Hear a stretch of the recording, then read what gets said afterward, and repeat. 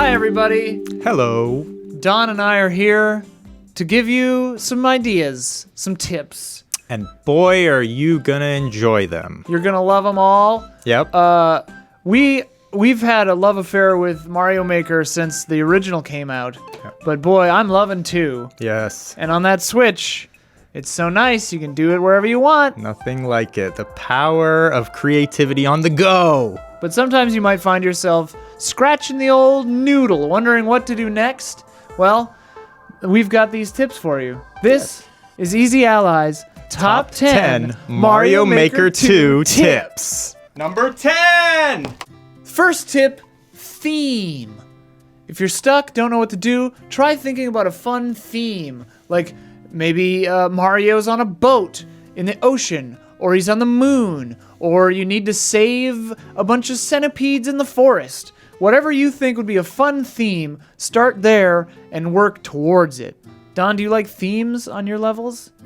I love themes, and I think they help a lot when you want to when you're pigeonholed a little bit and you're trying to just figure out a certain obstacles, fall back on the theme and build it off of that. And just about any level can support the Rescue Yoshi theme. Yes, which I personally like to weave in wherever I get the opportunity. Me too, as an ode to Don. Well, thank you.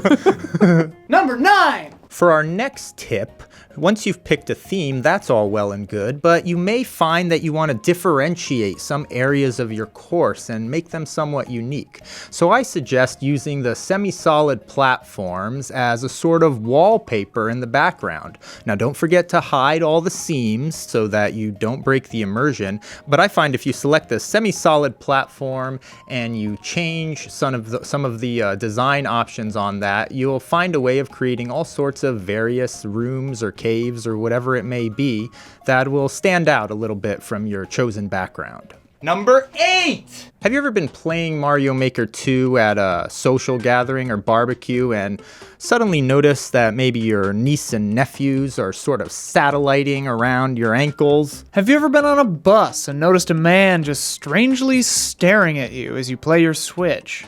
Have you ever been home at night watching a little TV while playing a little Mario Maker on your lap when there's a scratch at the back window and you peer out into the darkness only to see 2 ferocious red eyes glaring back? Well, instead of cowering in fear, why not open that door, reach out, and hand them your Switch? You may find this to be a friendly icebreaker and turns what once was a tense situation into a collaborative effort. And you may be surprised. Those who lurk on the edges of society Or slither along the margins of the status quo. are really great at thinking outside the box. They may inspire you with some of the most unconventional ideas you never would have thought of on your own. Some of my favorite creations have been the ideas of raving psychopaths on the street corner. Yes, so we say don't be afraid to hand that Switch over to that odd stranger blocking your pathway, and you may find it swords into plowshares. Number 7.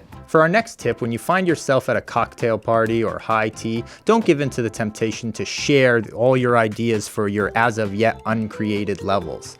I find that if you give up some of your visions of grandeur, your creative juices too soon, it's better to keep them internalized where you can let the idea cook. After all, you may be thrown off track by people's suggestions of your levels that haven't even had a chance to be created yet. And you may find that your ideas come out a lot stronger initially if you keep them to yourself. Number 6! For our next tip, when you find yourself at a cocktail party or high tea, is there nothing more enjoyable and surprising than biting into your beanie weenie and finding a tiny little scroll coiled up, which when you unfurl it, you find a code to an as of yet unplayed level? That's right. Do share your codes for your completed levels at social gatherings. I think you'll find this is a wonderful way to share your levels with people who otherwise may not have an opportunity to play your levels, and you will get wonderful feedback this way. Number 5. Although your tendency may be to gravitate towards some of your favorite game styles of the past, Super Mario 3, Super Mario World, I suggest you open up your mind and go straight for it with designing some levels using the new 3D World game style. Some of the newest and most fun assets to play with are available here, including the cat suit, clear pipes, the climbable tree, the car, and I even think that you may find the graphics will become quite charming once you simply relax your eyes and become accustomed to them. Number 4! Never use the 3D World game style. Number 3. Fun first. Challenge second. I think you'll find that if you try to design your platforming and the general layout of your level so that the first goal is that the player is having fun, they're enjoying themselves, they're going through the level in a way that is thrilling and surprising. And then after that, add enemies and obstacles to raise the difficulty level to where you want it to be. Layer on the challenges and pieces and then pull them back where appropriate. But if you start with a base that's designed for your player to enjoy it, when they come upon the challenges, they'll have fun too. And challenge can be fun, but challenge to too high of a degree just gets annoying. Number 2! For our next tip, if you find yourself running into a bit of builder's block and you just don't know what to create next, instead of approaching it as a builder, try to approach your level as a sculptor. When you've decided on a game style and perhaps some terrain that you want to be working with, but you don't know exactly how to place your platforms or your tunnels, why don't you try just randomly placing a whole bunch of terrain of the style you choose in a random pattern.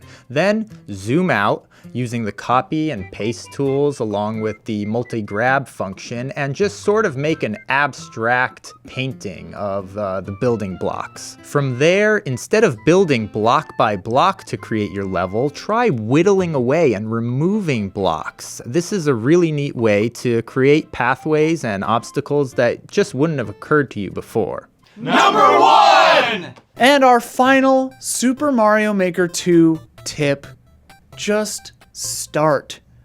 Just start. You don't have to have some brilliant idea. You can just find a game style you like, go into the ghost house and throw down some blocks. It doesn't matter. There's no penalty for getting anything wrong. If you come out with a level at the end that you don't love, that's okay. I'm sure you learned something while you were making it. Try out something new. Take chances. Just have fun. Building is part of the game. Nobody's paying you to do this. No one's, judging your levels that harshly. Just have fun with it. Maybe you want to try out new mechanics like the sloping line or that grabby thing or the cat and the car. Aha! Easy Allies create shows, podcasts, reviews, and more thanks to generous viewers just like you. If you like what you see, check out patreon.com/easyallies to help us make more. For just $1 a month, you can gain access to weekly updates, spoiler discussions, and exclusive shows.